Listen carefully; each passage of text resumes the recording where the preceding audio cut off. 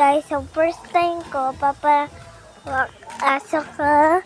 So ito yung bahay namin. Yan aso ka.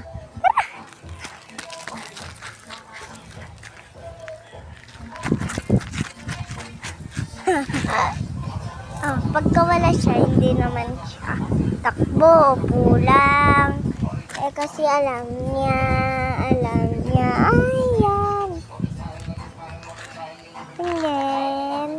Tingin.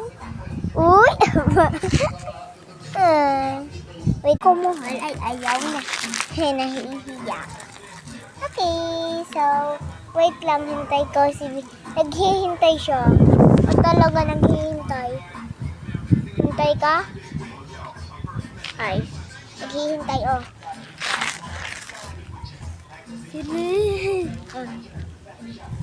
Nakalapag ako dito.